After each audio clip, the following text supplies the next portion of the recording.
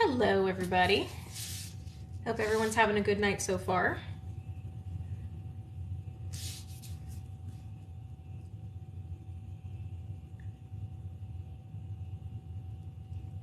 Hi, Angel.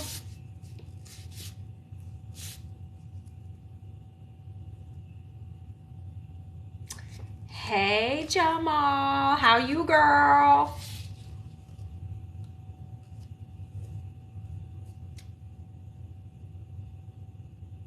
Oh no, Chris. I'm sorry you're not having a good night. Hopefully after our reading session, your night will improve.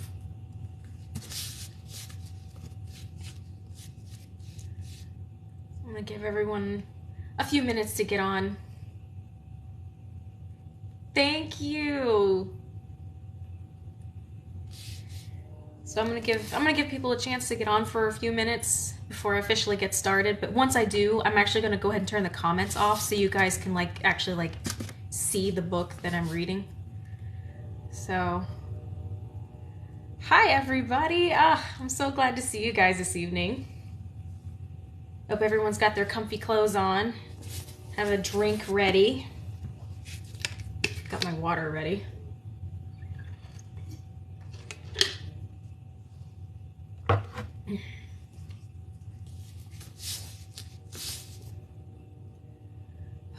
Is everyone getting ready for Super Bowl Sunday? I cannot believe the Super Bowl is in 2 days. I cannot believe that at all.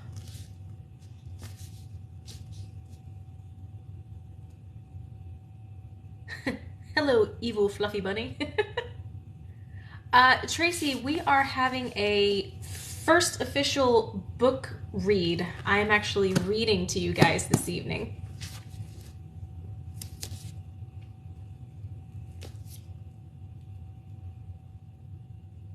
Thanks, Jay. I stressed after our conversation at work today.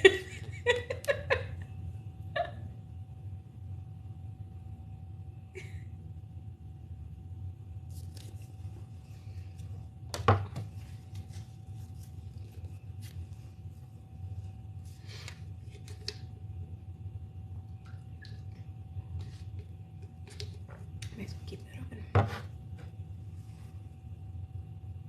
Thank you. It's feeling kind of moppish right now. I need to get it trimmed soon. And I need to get it colored. We are going to be, well, I'm going to be reading All the Light We Cannot See. That's what we're going to be reading from today.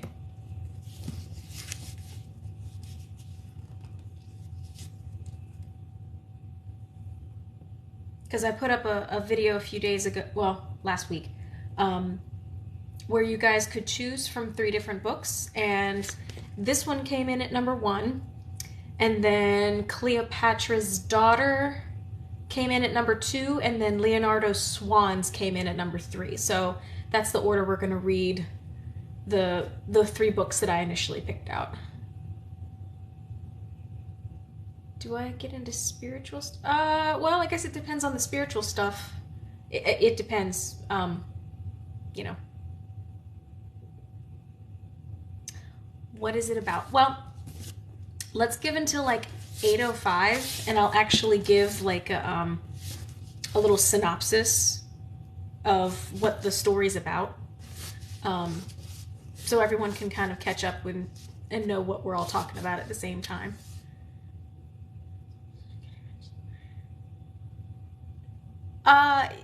Yeah, Rose, if you have any kind of suggestions, hit me up in the comment sections in one of my videos, and I'll go based on suggestions if you have any. I haven't done light work. I haven't done anything like light work before. Fairy tale from Stephen King. It's been a long time since I've read anything from Stephen King. Graveyard Shift, I think, is the last thing I read from Stephen King. So, but, yeah, it's been a long time since I've read anything from... Oh, okay, then. No, I haven't read any of his recent stuff. No.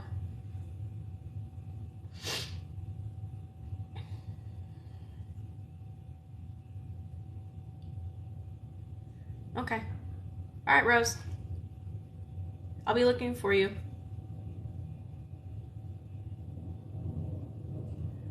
All right. So it's about 5 after.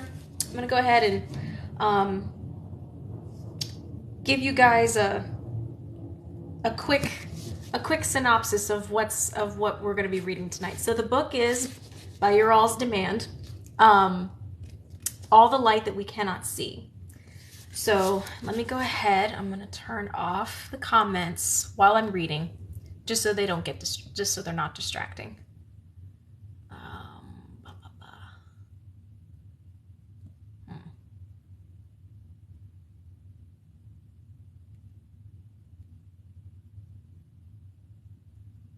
Let's see here.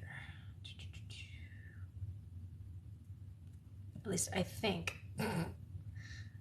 I think I'll be turning them off.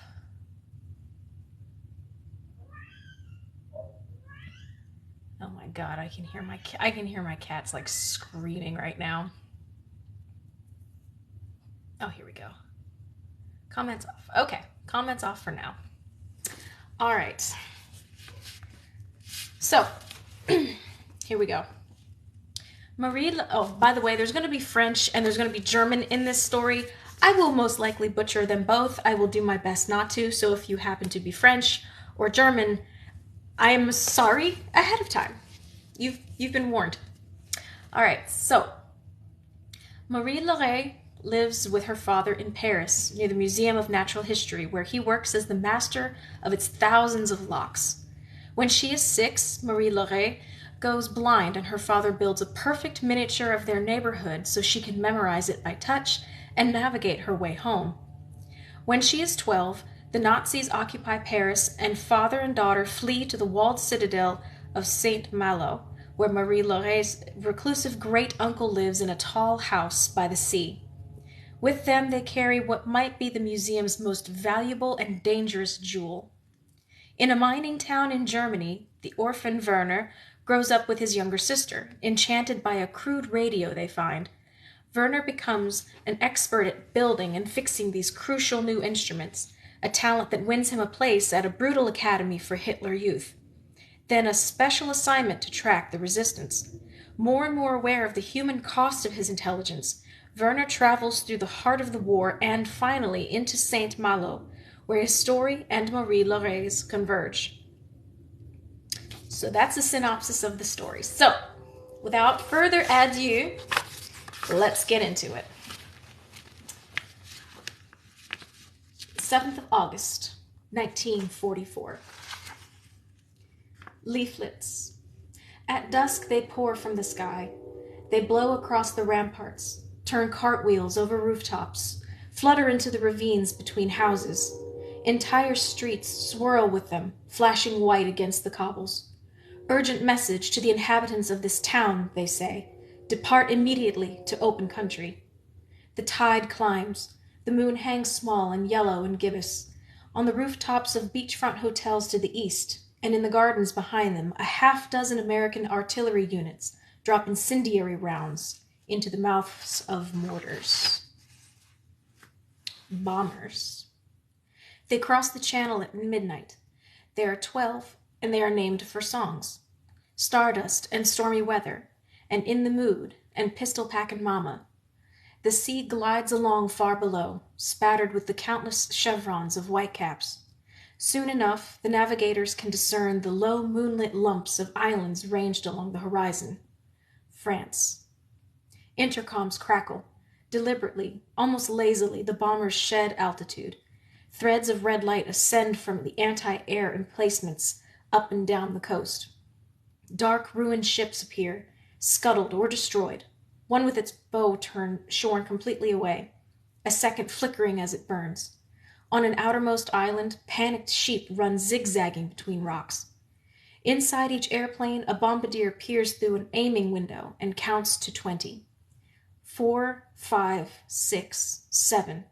To the bombardiers, the walled city on its granite headland, drawing ever closer, looks like an unholy tooth, something black and dangerous, a final abscess to be lanced away. The girl.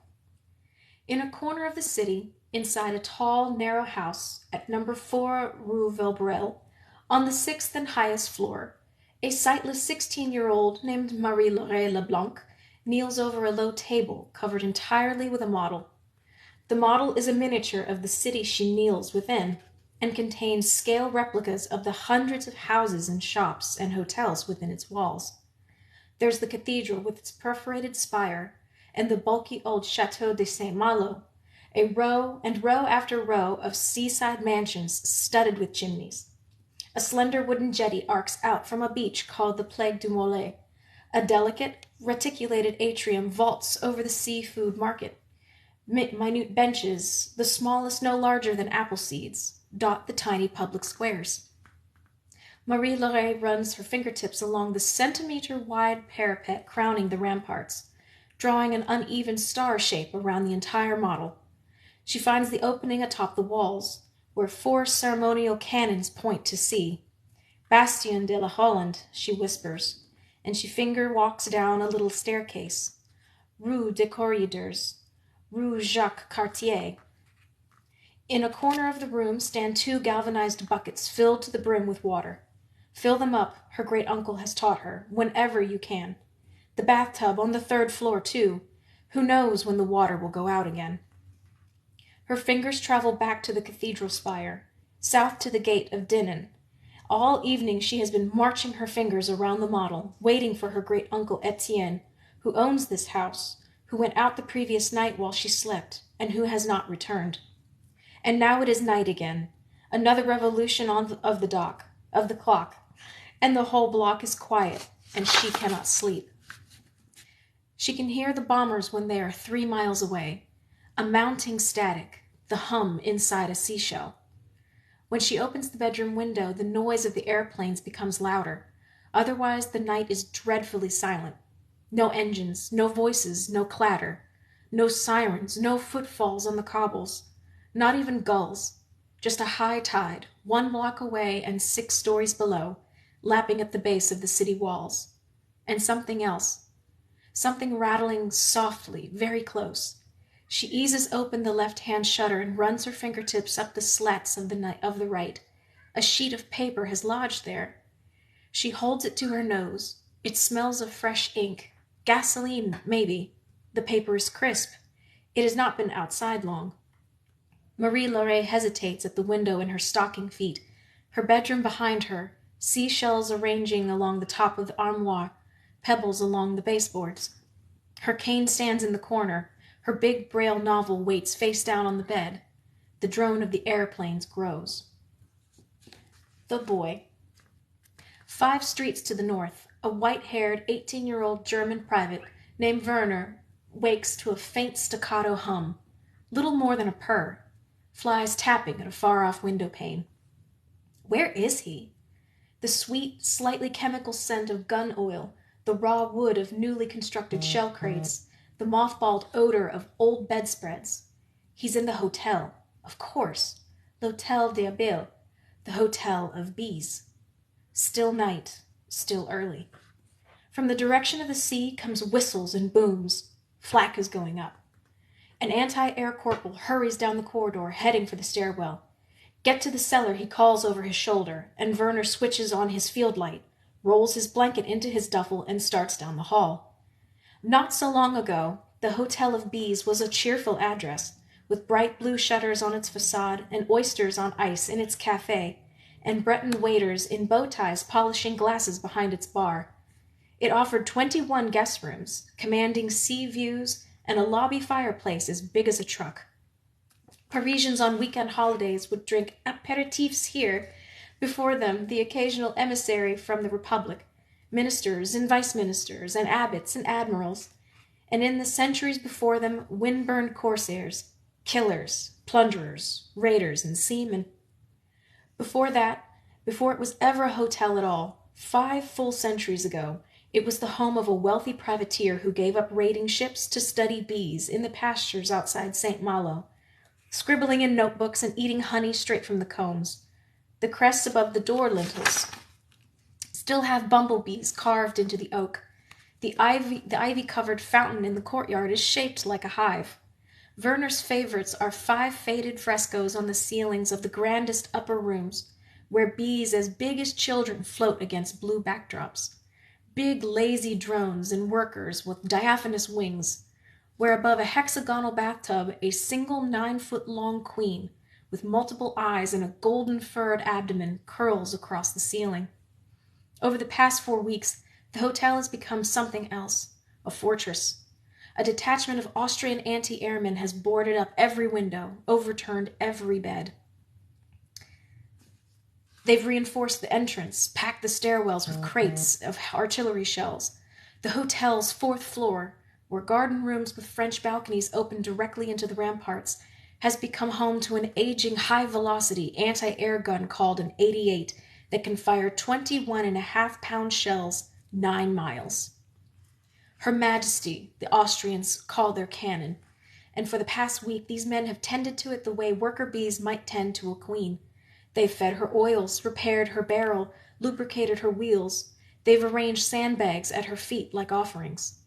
The royal Acht, a deathly monarch meant to protect them all. Werner is in the stairwell halfway to the ground floor when the 88 fires twice in quick succession. It's the first time he's heard the gun at such close range, and it sounds as if the top half of the hotel has torn off. He stumbles and throws his arms over his ears, the walls reverberating all the way down into the foundation, and then back up. Werner can hear the Austrians 2 floors up scrambling, reloading and receding screams of both shells as they hurtle above the ocean, already 2 or 3 miles away. One of the soldiers, he realizes, is singing. Or maybe it's more than one. Maybe they're all singing. 8 Luftwaffe men, none of whom will survive the hour, singing a love song to their queen. Werner chases the beam of his field light through the lobby. The big gun detonates a 3rd time, and glass shatters somewhere close by, and torrents of soot rattle down the chimney, and the walls of the hotel toll like a struck bell. Werner worries that the sound will knock the teeth from his gums. He drags open the cellar door and pauses a moment, visions swimming. This is it, he asks? They're really coming? But who is there to answer? St. Malo. Up and down the lanes, the last unevacuated townspeople wake, groan, and sigh.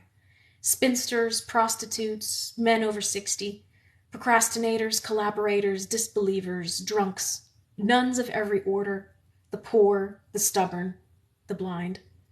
Some hurry to bomb shelters. Some tell themselves it is merely a drill. Some linger to grab a blanket or a prayer book or a deck of playing cards. D-Day was 2 months ago. Cherbourg has been liberated. Caen liberated. Rennes too. Half of Western France is free. In the east, the Soviets have retaken Minsk. The Polish Home Army is revolting in Warsaw. A few newspapers have become bold enough to suggest that the tide has turned. But not here. Not this last citadel at the edge of the continent, this final German strongpoint on the Breton coast. Here, people whisper, the Germans have renovated 2 kilometers of subterranean corridors under the medieval walls. They have built new defenses, new conduits, new escape routes, underground complexes of bewildering intricacy. Beneath the peninsular fort of La Cite, across the river from the old city, there are rooms of bandages, rooms of ammunition, and even an underground hospital, or so it's believed. There's air conditioning, a 200,000-liter water tank, a direct line to Berlin.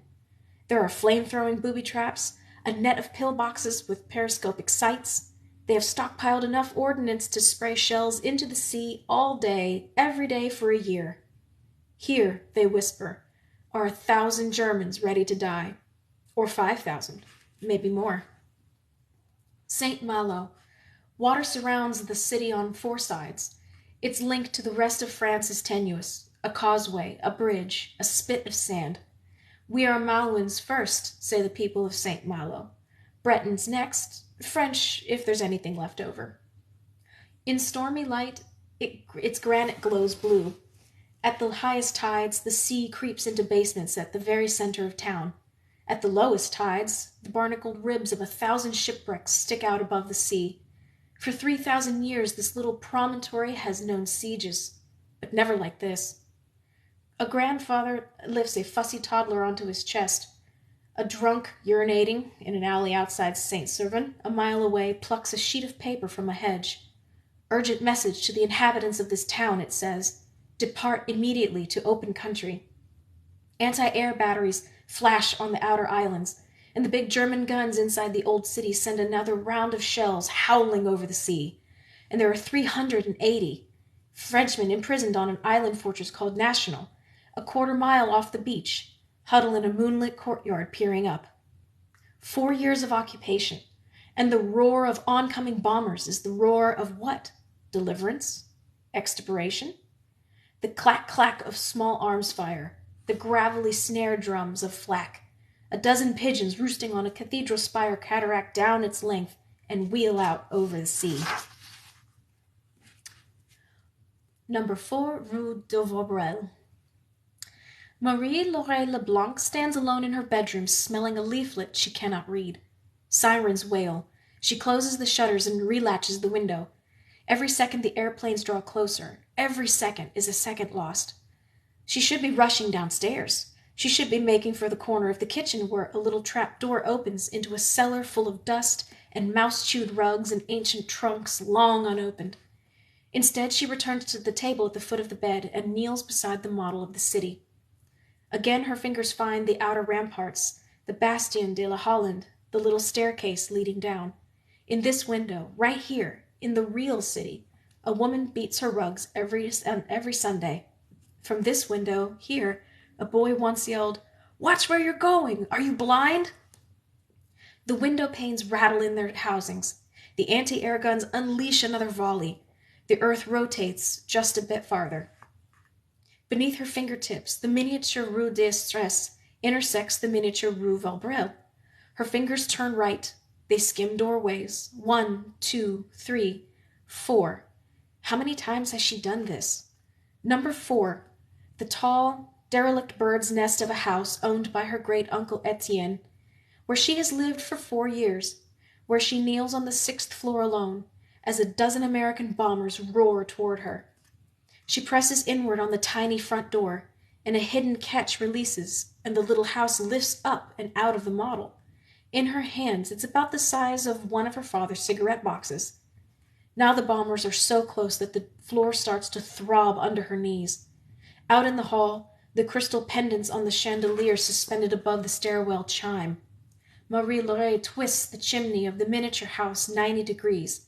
Then she slides off 3 wooden panels that make up its roof and turns it over.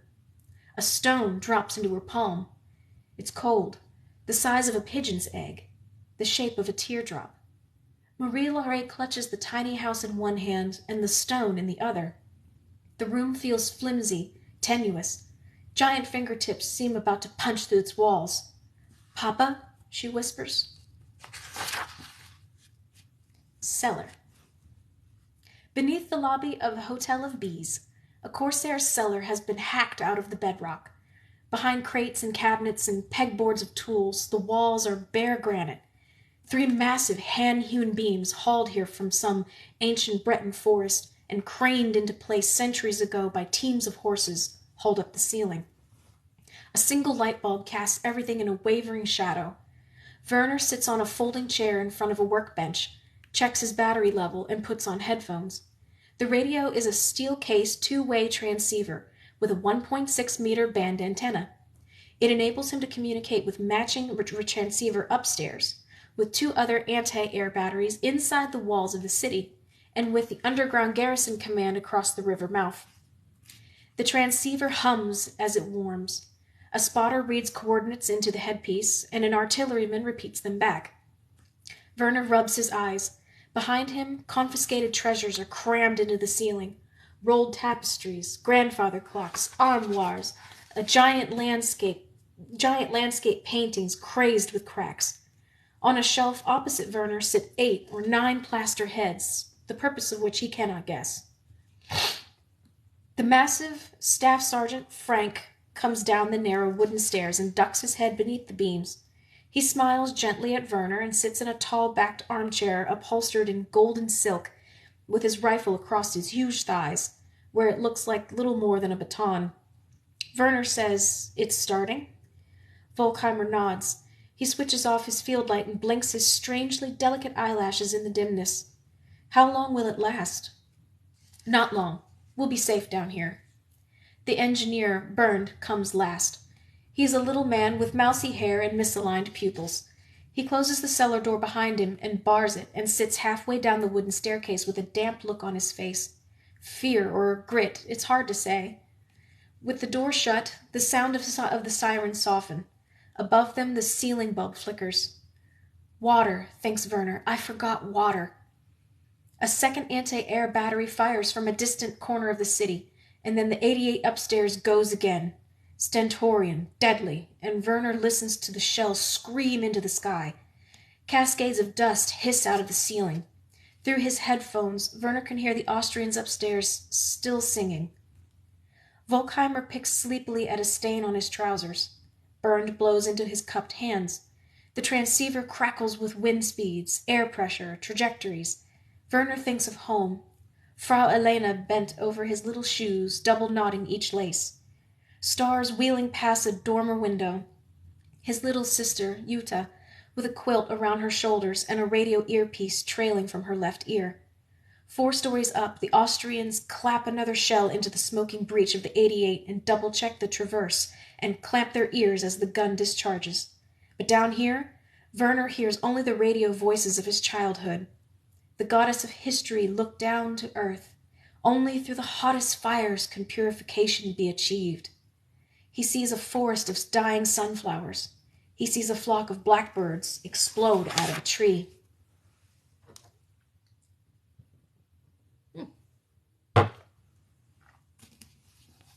Bombs away.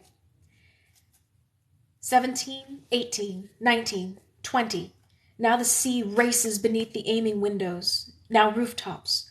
2 smaller aircraft line the corridor with smoke, and the lead bomber salvos its payload, and 11 others follow suit. The bombs fall diagonally. The bombers rise and scramble. The underside of the sky goes black with flecks. Marie Laurey's great-uncle, locked with several hundred others inside the gates of Fort National, a quarter-mile offshore, squints up and thinks, locusts, and an Old Testament proverb comes back to him from some cobwebbed hour of parish school. The locusts have no king, yet all of them go out in ranks. A demonic horde, upended sacks of beans, 100 broken rosaries. There are 1,000 metaphors, and all of them are inadequate. 40 bombs per aircraft, 480 altogether, 72,000 pounds of explosives. An avalanche descends onto the city, a hurricane. Teacups drift off shelves. Paintings slip off nails. In another quarter second, the sirens are inaudible. Everything is inaudible. The roar becomes loud enough to separate membranes in the middle ear. The anti-air guns let fly their final shells. 12 bombers fold back unharmed into the blue night. On the 6th floor of number 4 Rue Vaudreuil, Marie Laurey crawls beneath her bed and clamps the stone and little model house to her chest. In the cellar beneath the Hotel of Bees, the single light bulb in the ceiling winks out. Museum National de History. Marie Laurey Leblanc is a tall and freckled 6-year-old in Paris with rapidly deteriorating eyesight when her father sends her on a children's tour of the museum where he works. The guide is a hunchbacked old warder hardly taller than the child himself. He raps the tip of his cane against the floor for attention, then leads his dozen charges across the gardens to the galleries. The children watch engineers use pulleys to lift a fossilized dinosaur femur. They see a stuffed giraffe in a closet, patches of hide wearing off its back. They peer into taxidermist drawers full of feathers and talons and glass eyeballs. They flip through 200-year herbarium sheets, bedecked with orchids and daisies and herbs. Eventually they climb 16 steps into the gallery of mineralogy. The guide shows them agate from Brazil and violet amethysts and a meteorite on a pedestal that he claims is as ancient as the solar system itself. Then he leads them single file down into twisting staircases and along several corridors and stops outside an iron door with a single keyhole. End of tour, he says. A girl says, "But what's through there?"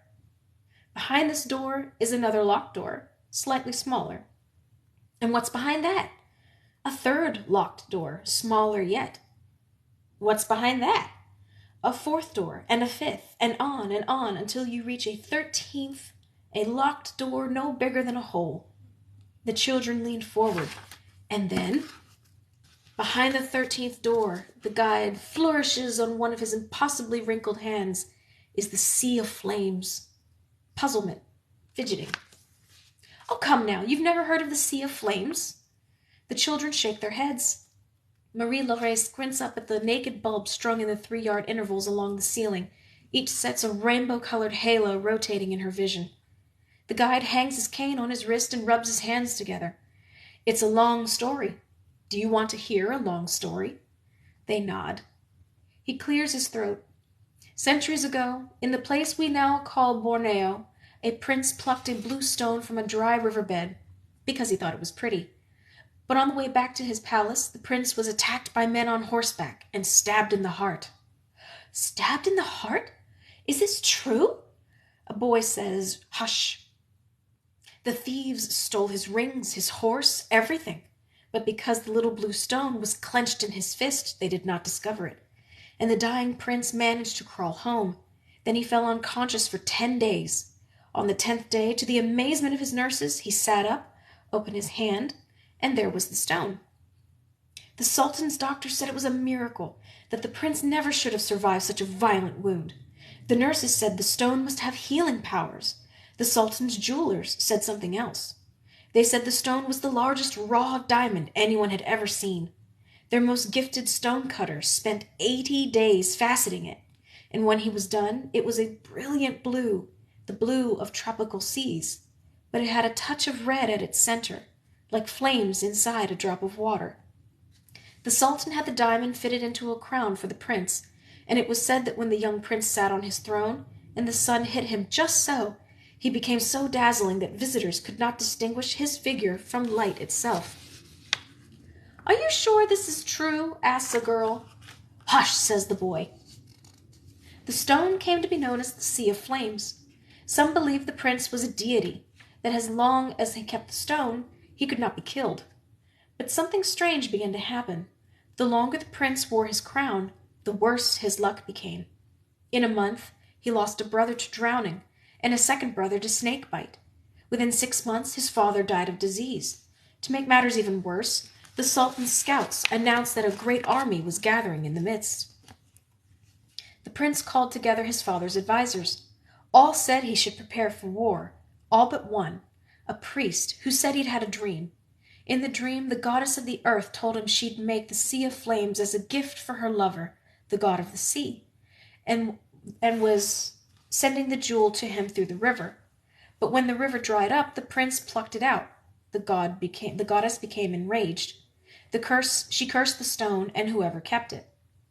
Every child leans forward, Marie-Laure along with them. The curse was this: the keeper of the stone would live forever, but so long as he kept it, misfortunes would fall on all those he loved, one after another, ending in ruin. Live forever? But if the keeper threw the diamond into the sea, thereby delivering it to its rightful recipient, the goddess would lift the curse.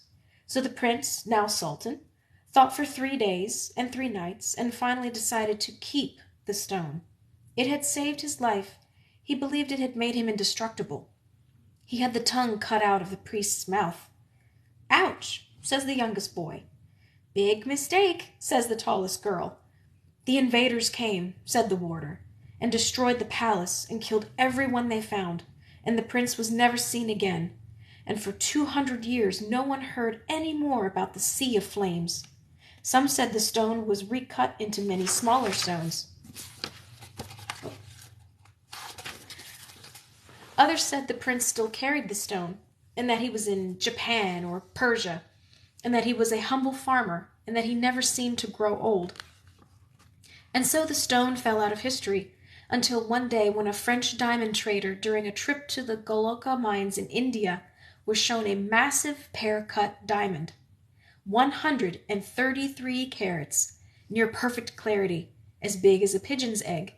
he wrote, and as blue as the sea, but with a flare of red at its core. He made a casting of the stone and sent it to a gem-crazy duke in Lorraine, warning him of the rumors of a curse. But the duke wanted the diamond very badly, so the trader brought it to Europe, and the duke fitted it to the end of a walking stick and carried it everywhere. Uh-oh. Within a month, the Duchess contracted a throat disease. 2 of their favorite servants fell off the roof and broke their necks. Then the Duke's only son died in a riding accident. Though everyone said the Duke himself had never looked better, he became afraid to go out, afraid to accept visitors. Eventually he was so convinced that the stone was the accursed sea of flames that he asked the king to shut it up in his museum on the conditions that it be kept locked deep inside a specially built vault, and the vault not be opened for 200 years. And 196 years have passed. All the children remain quiet. Several do math on their fingers, then they raise their hands as one. Can we see it? No. Not even open the first door? No. Have you seen it? I have not. So how do you know it's really there? You have to believe the story. How much is it worth, monsieur? Could it buy the Eiffel Tower? A diamond that large and rare could in all likelihood buy 5 Eiffel Towers. Are all those doors to keep thieves from getting in? Maybe, the guide says and winks. They're here to keep the curse from getting out. The children fall quiet. 2 or 3 take a step back. Marie-Laure takes off her eyeglasses and the world goes shapeless. Why not, she asks, just take the diamond and throw it into the sea? The warder looks at her. The other children look at her. When is the last time, one of the older boys says, you saw someone throw 5 Eiffel Towers into the sea? There is laughter. Marie-Laure frowns. It is just an iron door with a brass keyhole. The tour ends and the children disperse, and Marie-Laure is reinstalled in the grand gallery with her father.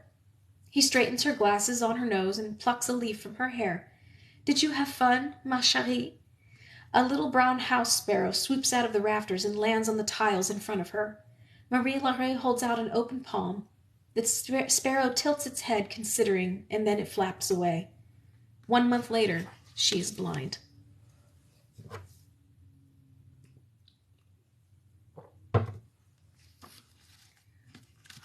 right. Zollern. Werner grows up 300 miles northeast of Paris, in a place called Zollverein, a 4,000-acre coal mining complex outside Essen, Germany.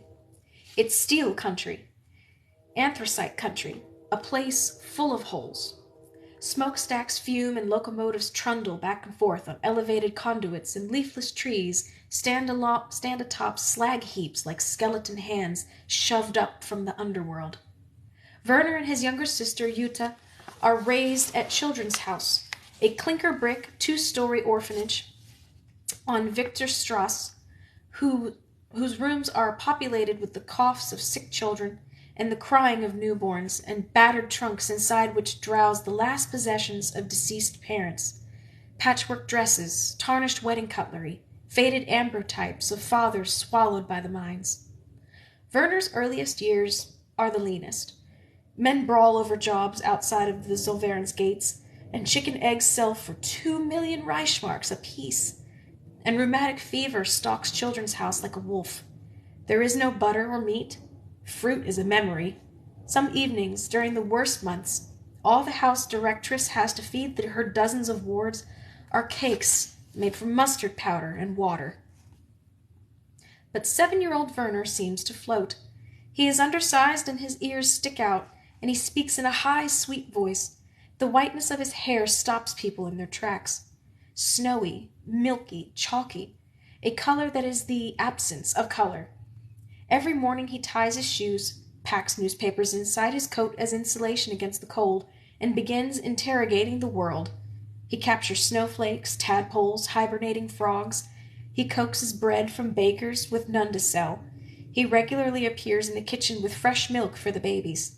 He makes things, too, Paper boxes, crude biplanes, toy boats with working rudders. Every couple of days he'll startle the directress with some unanswerable query. Why do we get hiccups, Frau Elena? Or, if the moon is so big, Frau Elena, how come it looks so little? Or, Frau Elena, does the bee know it's going to die if it stings somebody? Frau Elena is a Protestant nun from Alsace who is more fond of children than supervision. She sings French folk songs in a screechy falsetto, harbors a weakness for sherry, and regularly falls asleep standing up. Some nights she lets the children stay up late while she tells them stories in French about her girlhood cozied up against mountains, snow 6 feet deep on rooftops, town criers and creeks smoking in the cold, and frost-dusted vineyards. A Christmas carol world. Can deaf people hear their heartbeat, Frau Elena? Why doesn't glue stick to the inside of the bottle, Frau Elena? She'll laugh. She'll tousle Werner's hair, and she'll whisper, They'll say you're too little, Werner, that you're from nowhere, that you shouldn't dream big, but I believe in you. I think you'll do something great. Then she'll send him up to the little cot he's claimed for himself in the attic, pressed up against the window of a dormer. Sometimes he and Jutta draw. His sister sneaks up to Werner's cot, and together they lie on their stomachs and pass a single pencil back and forth. Jutta, though she is 2 years younger, is the gifted one.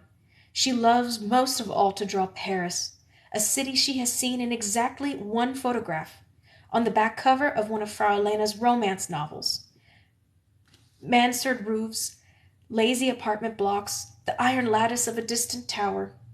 She draws twisting white skyscrapers, complicated bridges, flocks of figures beside a river. Other days, in the hours after lessons, Werner tows his little sister through the mine complex in a wagon he has assembled from cast-off parts. They rattle down the long gravel lanes, past pit cottages and trash barrel fires, past laid-off miners squatting all day on upturned crates, motionless as statues. On one wheel regularly clinks off, and Werner crouches patiently beside it, threading back the bolts.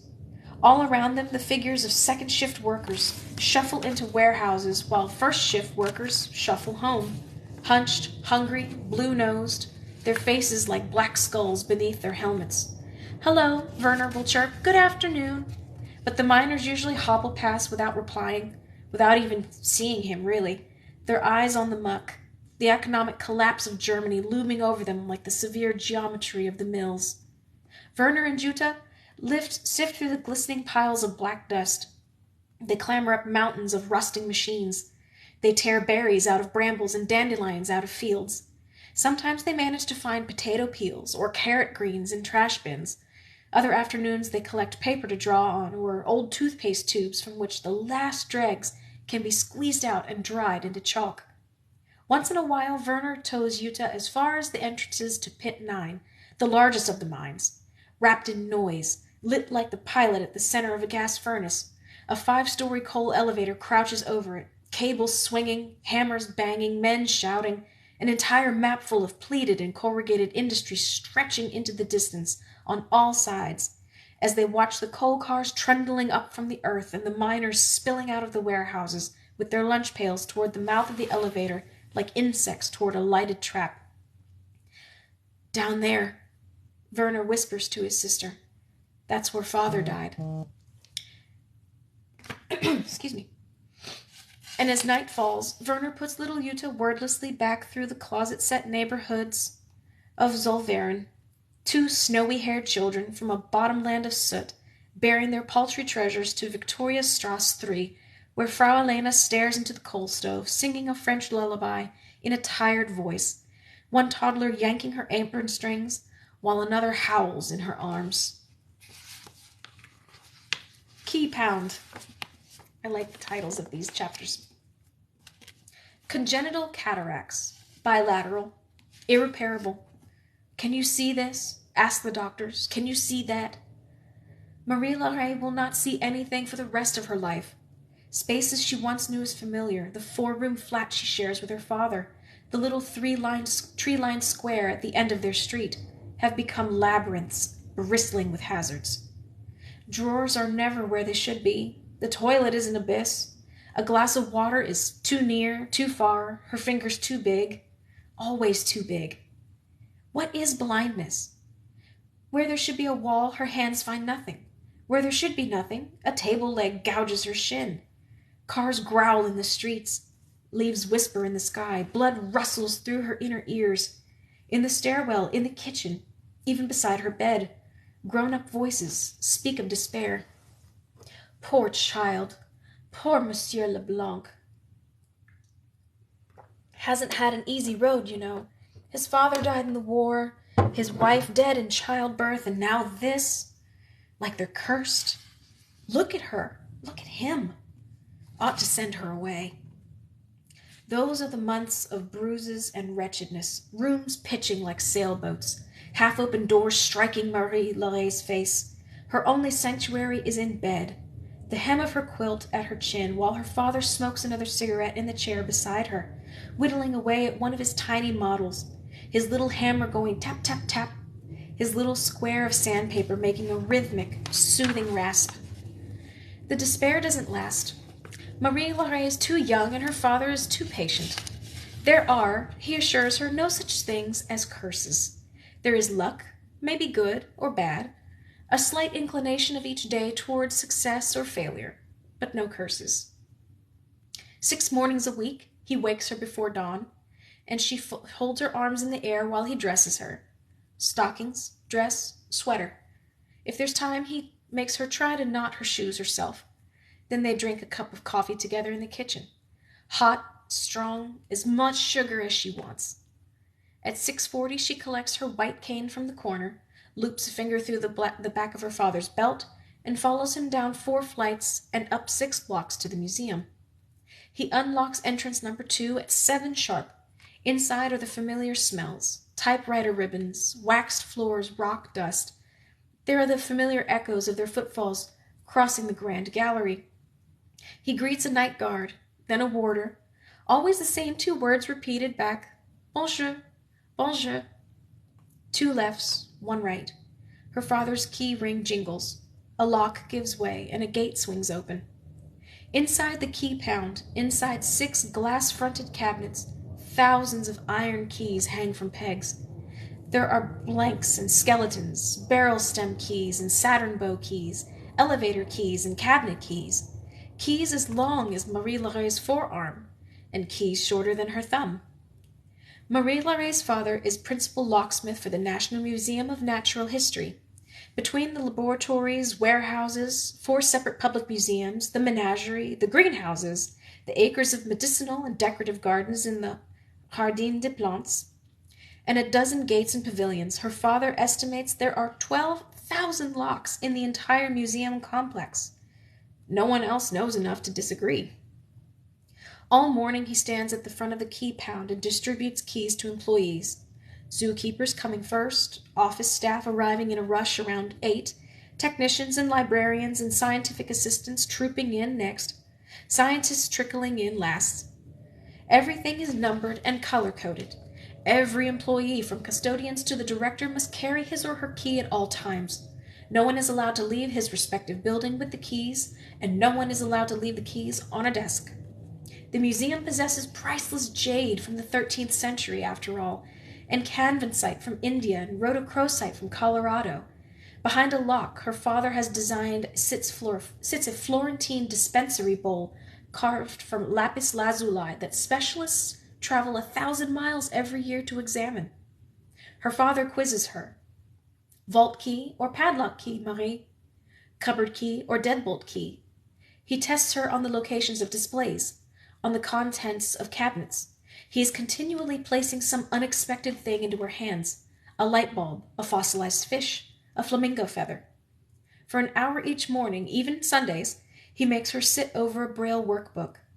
A is 1 dot in the upper corner. B is 2 dots in a vertical line. Jean goes to the baker.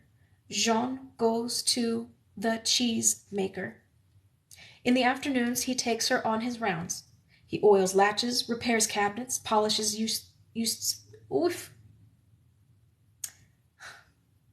escutcheons. Sorry. He leads her down hallway after hallway, into gallery after gallery. Narrow corridors open into immense libraries. Glass doors give way into hothouses overflowing with the smells of hummus, wet newspaper, and lobelia. There are carpenters' shops, taxidermist studios, acres of shelves and specimen drawers, whole museums within the museum. Some afternoons he leaves Marie Laure in the library, the laboratory of Dr. Geffard, an aging mollusk expert whose beard smells permanently of damp wool. Dr. Giffard will stop whatever he is doing and open a bottle of Malbec and tell Marie Laure in his whispery voice about reefs he visited as a young man. The Seychelles, Belize, Zanzibar. He calls her Laurette. He eats a roast duck every day at 3 p.m. His mind accommodates a seemingly inexhaustible catalogue of Latin binomial names.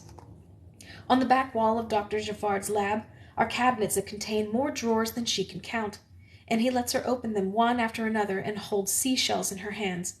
Whelks, olives, imperial volutes from Thailand, spider conchs from Polynesia.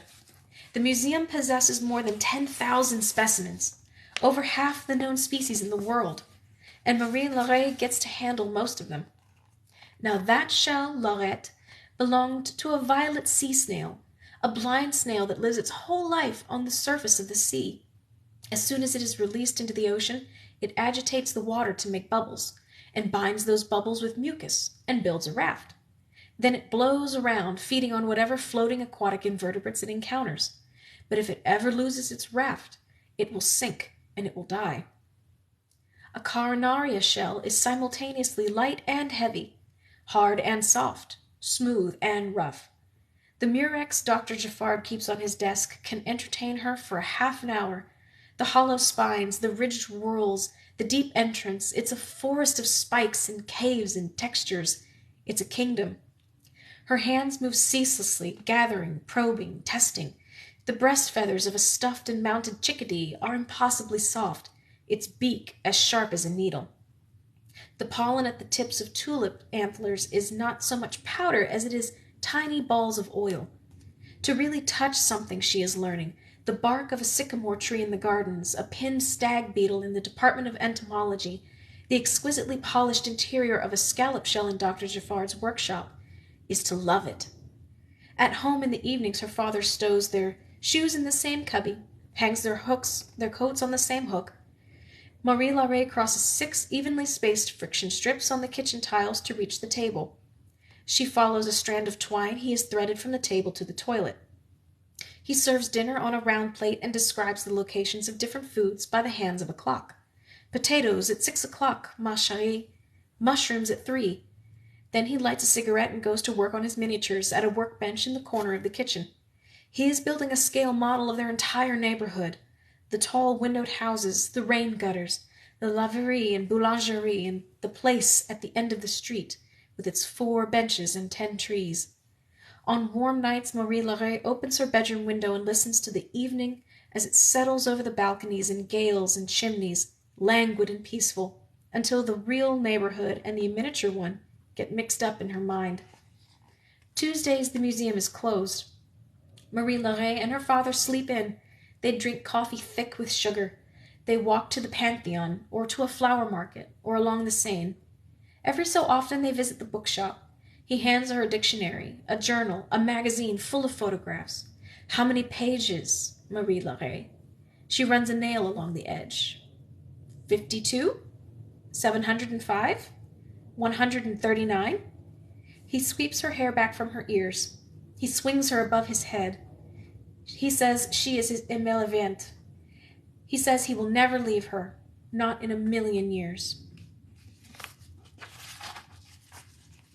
I believe we're at our final chapter for the evening, kids. Radio. Werner is 8 years old and ferreting about in the refuse behind a storage shed when he discovers what looks like a large spool of thread. It consists of a wire-wrapped cylinder sandwiched between 2 discs of pine wood. 3 frayed electrical leads sprout from the top. One has a small earphone dangling from its end. Jutta, 6 years old with a round face and a mashed cumulus of white hair, crouches beside her brother. What is that? I think, Werner says, feeling as though some cupboard in the sky has just opened, We just found a radio. Until now, he has seen radios, only in glimpses. A big cabinet wireless through the lace curtains on an official's house, a portable unit in a miner's dormitory, another in the church refectory. He has never touched one, though. He and Yuta smuggle the device back to the Victorstrasse 3 and appraise it beneath the electric lamp. They wipe it clean, untangle the snarl of wires, and wash mud out of the earphone. It doesn't work. Other children come and stand over them and marvel, then gradually lose interest and conclude it is hopeless. But Werner carries the receiver up to his attic dormer and studies it for hours. He disconnects everything that will disconnect. He lays its parts out on the floor and holds them one by one to the light. 3 weeks after finding the device, on a sun-gilded afternoon when perhaps every other child in Zollverein is outdoors, he notices that its longest wire, a slender filament coiled hundreds of times around the central cylinder, has several small breaks in it. Slowly, meticulously, he unwraps the coil, carries the entire looped mess downstairs, and calls Yuta inside to hold the pieces for him while he splices the breaks. Then he rewraps it. "Now let's try," he whispers, and presses the earphone against his ear and runs what he has decided must be the tuning pin back and forth along the coil. He hears a fizz of static. Then, from somewhere deep inside the earpiece, a stream of consonants issues forth. Werner's heart pauses. The voice seems to echo in the architecture of his head. The sound fades as quickly as it came. He shifts the pin a quarter inch. More static. Another quarter inch. Nothing. In the kitchen, Frau Elena kneads bread. Boys shout in the alley. Werner guides the tuning pin back and forth. Static. Static. He is about to hand the earphone to Yuta when, clear and unblemished, about halfway down the coil, he hears the quick, drastic strikes of a bow dashing across the strings of a violin. He tries to hold the pin perfectly still. A second violin joins the first. Yuta drags herself closer. She watches her brother with outsized eyes. A piano chases the violins, then woodwinds. The strings sprint, woodwinds fluttering behind. More instruments join in. Flutes, harps. The song races and seems to loop back over itself. "Werner?" Yuta whispers. He blinks. He has to swallow back tears. The parlor looks the same as it always has. 2 cribs beneath 2 Latin crosses, dust floating in the open mouth of the stove, a dozen layers of paint peeling off the baseboards, a needlepoint of Frau Elena's Snowa Alestian village above the sink. Yet now there's music. As if inside Werner's head an infinitesimal orchestra has stirred to life. The room seems to fall into a slow spin. His sister says his name more urgently, and he presses the earphone to her ear. "Music," she says. He holds the pin as stock still as he can. The signal is weak enough that, though the earphone is 6 inches away, he can't hear any trace of the song. But he watches his sister's face, motionless except for her eyelids. In the kitchen, Frau Elena folds her flower-whitened hands in the air and cocks her head, studying Werner, and 2 older boys rush in and stop, sensing some change in the air. And the little radio with its 4 terminals and trailing aerial sits motionless on the floor between them all, like a miracle. And with that, we will call it an evening, kids. Woo! I haven't read this much in a long time. Oh my goodness. I'm going to turn the comments back on because I want us to discuss a little bit and see what you guys think. All right. Crap, how did I do that? Oh yeah, settings. Okay, there we go. All right. So for everyone who's been sitting here and listening to me drone on and on about this book right now, any thoughts? Goodness gracious. Have any of you guys read this book before? Are you hearing it for the first time? I am sorry if I have butchered names and if I have tripped over stuff. Sometimes I get reading too fast and like my brain and my tongue don't match very well.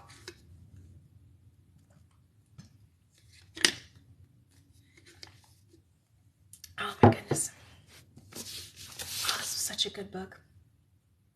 I do love this book. And it's nice. One thing I like about this book is the fact that really the chapters aren't long.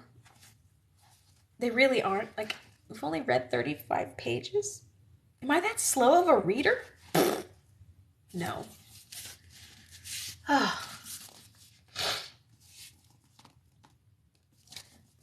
So far, how would you guys say that you're liking the story?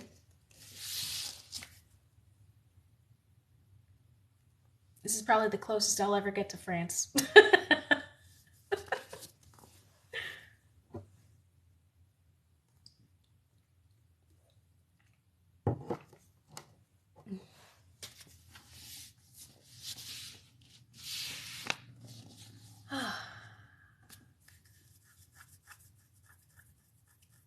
Hopefully I'm not butchering the reading too much. And I'm assuming you guys can hear me okay? I probably should have asked that before I started reading.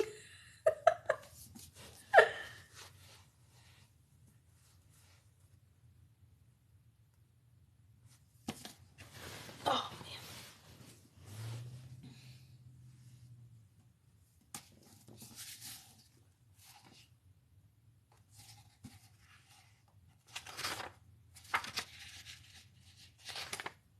Holy crap. You know what? Linda, I am reading All the Light We Cannot See.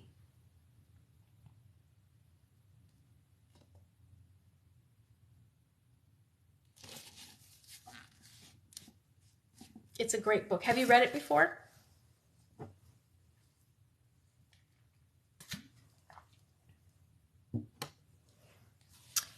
SJT1253. You're welcome.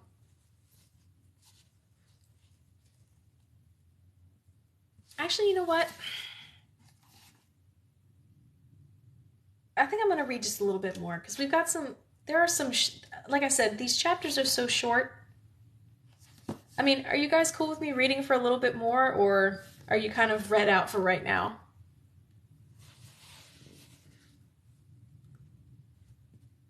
I can hear my cat screaming outside right now.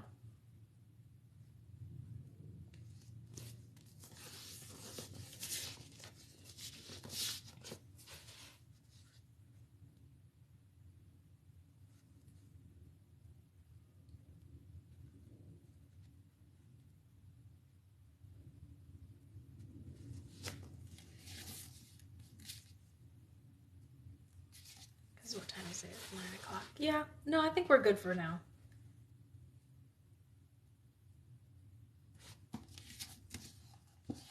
Okay. I'll read for a bit longer. All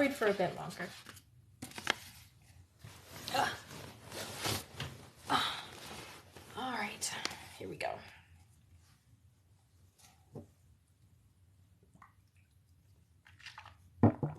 Gracious. I'm going to take the... There we go, so I can hold it better. All right. Take us home. Usually Marie-Laure can solve the wooden puzzle boxes her father creates for her birthdays. Often they are shaped like houses and contain some hidden trinket. Opening them involves a cunning series of steps. Find a seam with your fingernails, slide the bottom to the right, detach a side rail. Remove a hidden key from inside the rail. Unlock the top and discover a bracelet inside. For her 7th birthday, a tiny wooden chalet stands in the center of the kitchen table where the sugar bowl ought to be. She slides a hidden drawer out of the base, finds a hidden compartment beneath the drawer, and takes out a wooden key, and slots the key inside the chimney. Inside waits a square of Swiss chocolate. 4 minutes, says her father, laughing. I'll have to work harder next year. For a long time, though, unlike his puzzle boxes, his model of their neighborhood makes little sense to her. It is not like the real world. The miniature intersection of Rue de Mirbel and Rue Monge, for example, just a block from their apartment, is nothing like the real intersection. The real one presents an amphitheater of noise and fragrance.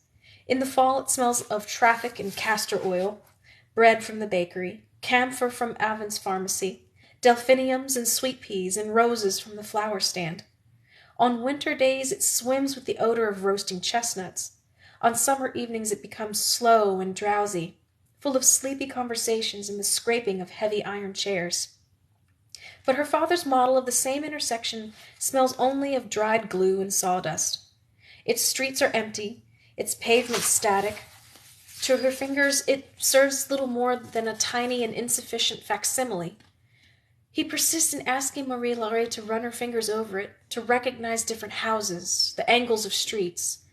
And one cold Tuesday in December, when Marie Laure has been blind for over a year, her father walks her up Rue Cuvier to the edge of the Jardin des Plantes.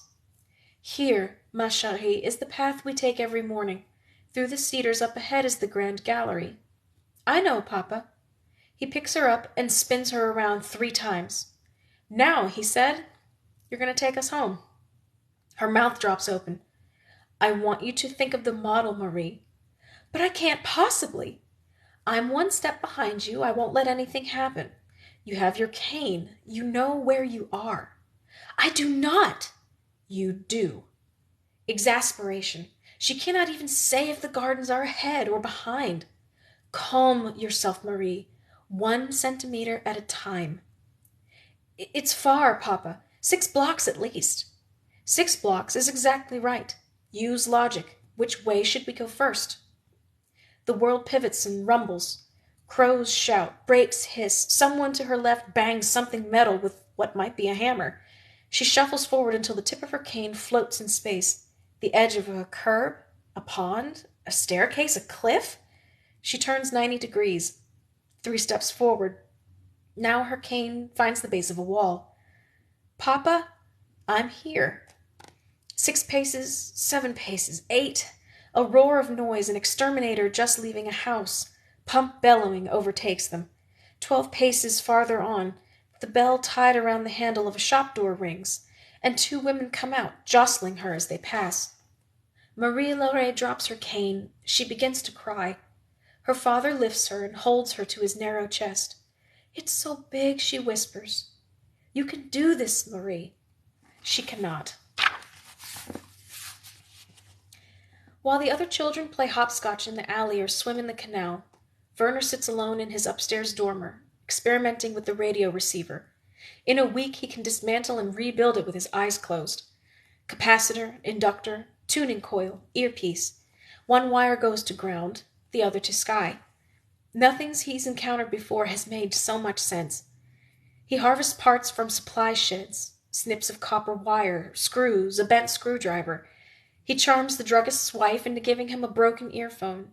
He salvages a solenoid from a discarded doorbell, solders it to a resistor, and makes a loudspeaker. Within a month he manages to redesign the receiver entirely, adding new parts here and there and connecting it to a power source. Every evening he carries his radio downstairs, and Frau Elena lets her wards listen for an hour.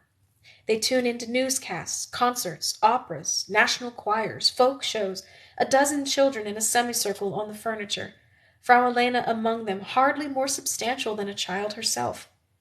We live in exciting times, says the radio. We make no complaints. We will plant our feet firmly in our earth, and no attack will move us. The older girls like musical competitions, radio gymnastics, a regular spot called the Seasonal Tips for Those in Love that makes the younger children squeal.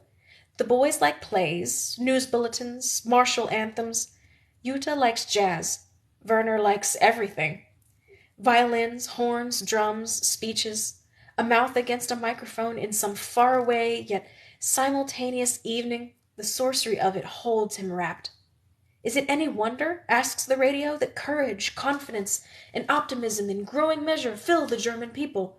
It is not the flame of a new faith rising from its sacrificial readiness?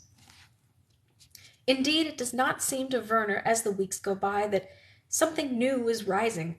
Mine production increases, unemployment drops, meat appears at Sunday supper, lamb, pork, wieners, extravagances unheard of a year before. Frau Elena buys a new couch upholstered in orange corduroy and arranged with burners in black rings. 3 new Bibles arrive from the consistory in Berlin. A laundry boiler is delivered to the back door. Werner gets new trousers. Jutta gets her own pair of shoes.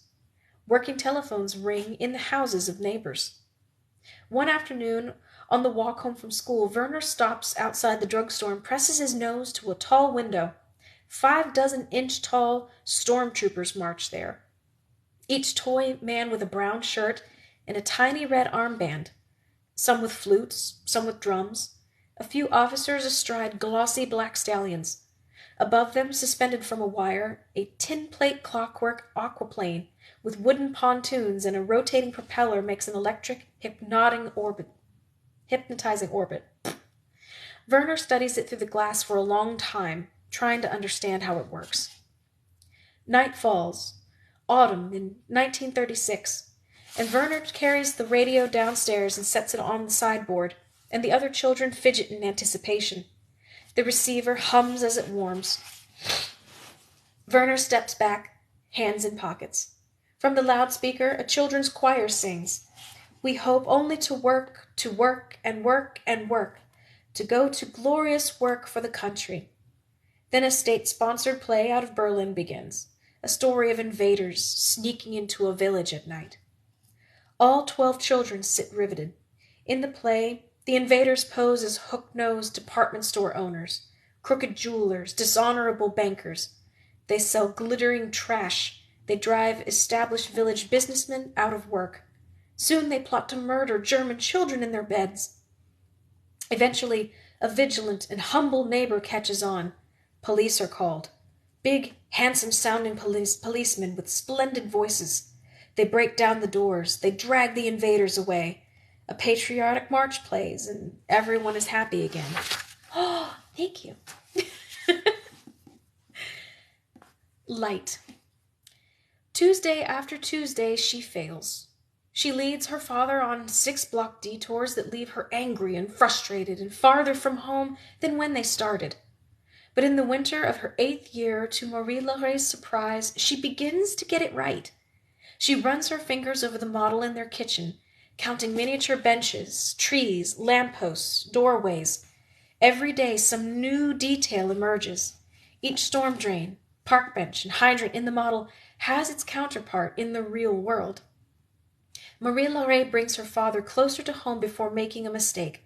4 blocks, 3, 2. And one snowy Tuesday in March, when he walks her to yet another new spot, very close to the banks of the Seine, spins her around 3 times and says, "Take us home," she realizes that, for the first time since they begin this exercise, dread has not come trundling up from her gut. Instead, she squats on her heels on the sidewalk. The faintly metallic smell of the falling snow surrounds her. Calm yourself. Listen. Cars splash along streets, and snowmelt drums through runnels. She can hear snowflakes tick and patter through the trees. She can smell the cedars in the Jardin des Plantes a quarter-mile away. Here the metro hurtles beneath the sidewalk. That's the Quai St. Bernard. Here the sky opens up and she hears the cackling of branches. That's the narrow stripe of gardens behind the Gallery of Paleontology. This, she realizes, must be the corner of the Quai and Rue Cuvier. 6 blocks, 40 buildings, 10 tiny trees in a square. This street intersects this street, intersects this street, 1 centimeter at a time. Her father stirs the keys in his pockets. Ahead loom the tall, grand houses that flank the gardens, reflecting sound. She says, "We go left." They start up the length of the Rue Cuvier. A trio of airborne ducks threads toward them, flapping their wings in synchrony, making for the Seine, and as the birds rush overhead, she imagines she can feel the light settling over their wings, striking each individual feather. Left on Rue Geoffroy Saint-Hilaire, right on Rue d'Aubeton. 3 storm drains, 4 storm drains, 5. Approaching on the left will be the open ironwork fence of the Jardin des Plantes, its thin spars like the bars of a great bird cage. Across from her now, the bakery, the butcher, and the delicatessen. Safe to cross, Papa? It is. Right. Then straight. They walk up their street now. She's sure of it. One step behind her, her father tilts his head up and gives the sky a huge smile. Marie-Laure knows this even though her back is to him, even though he says nothing, even though she is blind. Papa's hair is wet from the snow and standing in a dozen angles off of his head, and his scarf is draped asymmetrically over his shoulders, and he's beaming up at the falling snow. They are halfway up the Rue des Patriarches. They are outside their building. Marie-Laure finds the trunk of the chestnut tree that grows past her fourth-floor window, its bark beneath her fingers. Hello, old friend. In another half-second, her father's hands are in her armpits, swinging her up, and Marie-Laure smiles, and he laughs a pure, contagious laugh, one she will try to remember all her life, father and daughter turning in circles on the sidewalk in front of their apartment house, laughing together while the snow sifts through the branches above. Our flag flutters before us. This will probably seriously be the last chapter for the evening. In Zollverein, in the spring of Werner's 10th year, the two oldest boys at Children's House, 13-year-old Hans Schlitzer and 14-year-old Herbert Pomsel, shoulder second-hand knapsacks and goose-step into the woods. When they come back, they are members of Hitler's youth. They carry slingshots, fashion spears, rehearse ambushes from behind snowbanks. They join in a bristling gang of miners' sons who sit in the market square, sleeves rolled up, shorts hiked to their hips. Good evening, they cry at passerby, or Heil Hitler if you prefer. They give each other matching haircuts and wrestle in the parlor and brag about the rifle training they're preparing for. The gliders they'll fly, the tank turrets they'll operate. Our flag represents the new era, chant Hans and Herbert. Our flag leads us to eternity. At meals, they chide younger children for admiring anything foreign. A British car advertisement, a French picture book. Their salutes are comical. Their outfits verge on ridiculous. But Frau Elena watches the boys with wary eyes. Not so long ago, they were feral toddlers skulking in their cots and crying for their mothers. Now they've become adolescent thugs with split knuckles and postcards of the Führer folded into their shirt pockets. Frau Elena speaks French less and less frequently whenever Hans and Herbert are present. She finds herself conscious of her accent. The smallest glance from a neighbor can make her wonder. Werner keeps his head down, leaping over bonfires, rubbing ash beneath your eyes, and picking on little kids? Crumpling Juta's drawings. Far better, he decides, to keep one's presence small, inconspicuous. Werner has been reading the popular science magazines in the drugstore. He's interested in wave turbulence, tunnels to the center of the earth, and the Nigerian method of relaying news over distances with drums. He buys a notebook and draws up plans for cloud chambers, ion detectors, X-ray goggles. What about a little motor attached to the cradles to rock the babies to sleep? How about springs stretched along the ankles of his wagon to help him pull it up hills? An official from the Labor Ministry visits Children's House to speak about work opportunities at the mines. The children sit at his feet in their cleanest clothes. All boys, without exception, explains the man, will go to work for the mines once they turn 15. He speaks of glories and triumphs and how fortunate they'll be to have fixed employment.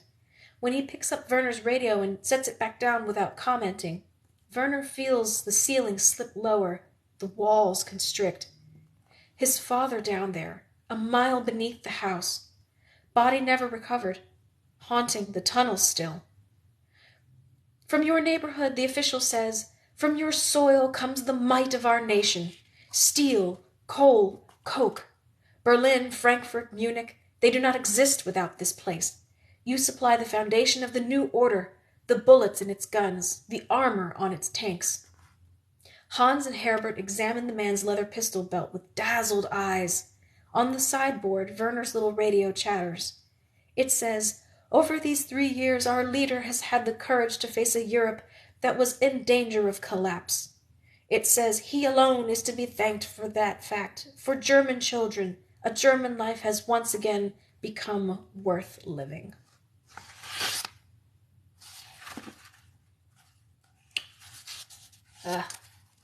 And with that, seriously, I need to take a break. My goodness. My eyeballs and my mouth are dry and tired.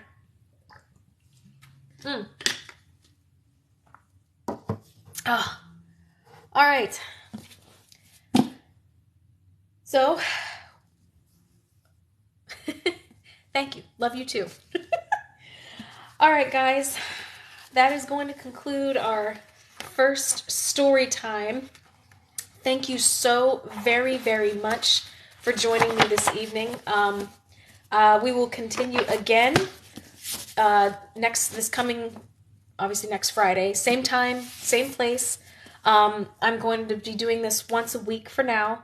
I'm going to try to shoot for like an hour and a half worth of reading from 8 to like 9:15, 9:30, something like that. But yeah, I hope you guys join me to continue on with our story and, continue to watch my videos, like and comment, and let me know what you thought about tonight's read. If there's any suggestions or commentary you'd like to share, please let me know. So once a week. I'll do once a week readings. But, if it starts to become a really popular thing and you guys really want me to read more often, then I'll figure out another day of the week to read as well. So, but for now, I think maybe just once a week for now is probably a good pace to go for. So, oh, thank you. Thank you. I was very concerned that I was not going to be as good a reader out loud as I am in my head, so I'm glad you enjoyed the reading. Thank you very much for your compliment. I appreciate it. So, all right, guys, with that, I am going to sign off, and I hope you all have a fantastic weekend. If there are any Super Bowl watchers out there, have fun, keep it civil, and keep it safe. And I'll see you guys next time. Bye.